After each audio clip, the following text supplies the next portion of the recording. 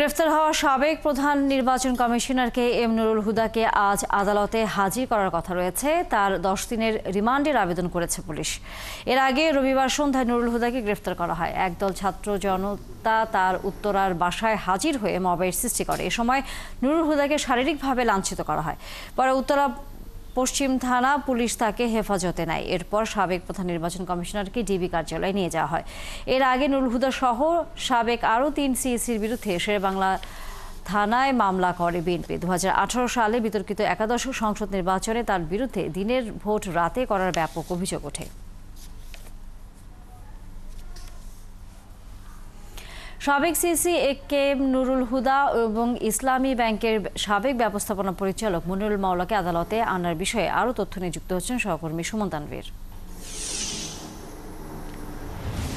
সুমন, আমরা জানি যে সাবেক সিএসি নুরুল হুদাকে 10 দিনের রিমান্ডের আবেদন করেছে পুলিশ, এবং সেই রিমান্ড আবেদনের সময় কি ধরনের বক্তব্য দিয়েছে পুলিশ সেই সম্পর্কে তথ্য জানানোর পাশাপাশি আরেকজন আওয়ামী লীগের আমরা জানি যে সাবেক সংসদ সদস্য, তাকেও সন্ত্রাসী আইনের মামলায় গ্রেফতার দেখিয়েছে পুলিশ। সে বিষয়ে বিস্তারিত তথ্য জানাবেন আমাদের।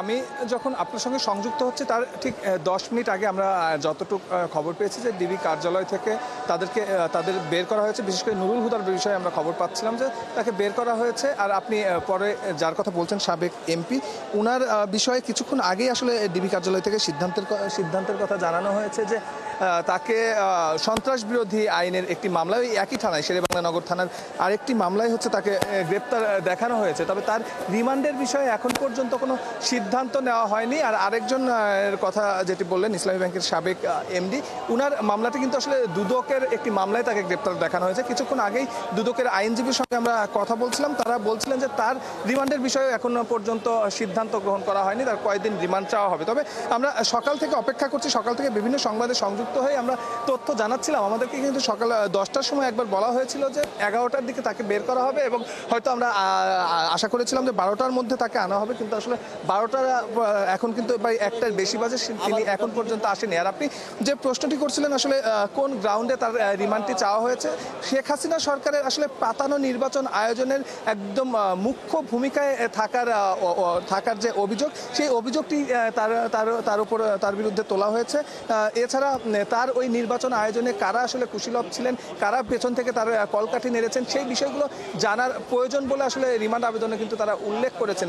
সব কিছু মিলে এর পাশাপাশি যেটি আছে, আমরা এই বিষয়টি এখন পর্যন্ত আসলে এর জন্য আলাদা কোনো মামলা হবে কিনা, তার আর্থিক কেলেঙ্কারির একটি বিষয় কিন্তু আমরা জানি যে ইভিএম একটি বড় কেলেঙ্কারি আছে, যেটি প্রায় 4000 কোটি টাকার ইভিএম তার আমলে কেনা হয়েছিল। সেই ইভিএম কেনার কিছুদিন আগে আমরা দেখছিলাম যে দুদক যখন অভিযান করতে গিয়েছিলেন তার এই ইভিএমগুলোর বর্তমান অবস্থা দেখতে, সেখানে গিয়ে কিন্তু তারা বলছিলেন যে প্রায় 1 লাখের বেশি ইভিএম অকার্যকর হয়ে গেছে, এবং তারা একদম স্পষ্ট করেই বলেছেন যে একদম টাকা তসরুপ করার জন্যই এই ইভিএম কেনার প্রজেক্ট নেওয়া হয়েছিল। সেই প্রজেক্টের সময় যেহেতু সে প্রধান নির্বাচন কমিশনার হিসেবে সেখানে ছিলেন, সেই জায়গা থেকে এই বিষয়েও কিন্তু তার একটি বড় তাকে হয়তো ভিন্ন কোনো মামলায় পরবর্তীতে গ্রেপ্তার দেখিয়ে তার রিমান্ড আবেদন করা হবে কিনা সেটি কিন্তু আসলে এখন পর্যন্ত আমরা জানি না, কিংবা আমাদেরকে জানানো হয়নি। তবে কিছুক্ষণ পরে তখন তারা আসবেন, তখন কিন্তু বিস্তারিত জানা যাবে। আর আরেকটি বিষয় হচ্ছে, যেহেতু কালকে বিএনপি দুপুরে শেরেবাংলা নগর থানায় মামলা করেছে, এবং মামলা কিন্তু আরও দুইজন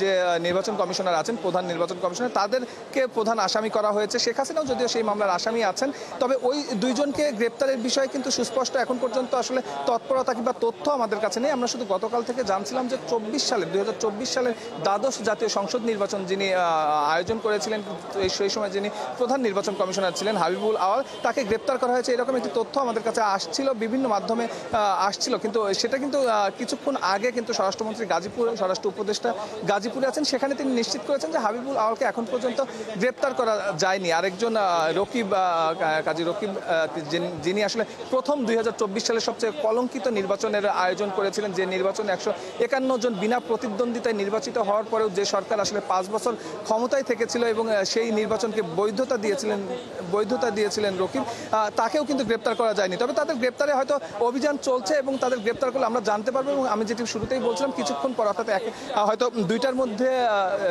এই নুরুল হুদাকে নিয়ে আসা হবে, তখন আরো বিস্তারিত তথ্য আপনার সঙ্গে সংযুক্ত হয়ে আমরা দর্শকদের জানাতে পারবো। ধন্যবাদ সুমন তানভীর। নিশ্চয়ই আমরা ফিরবো তখন আবার আপনার কাছে।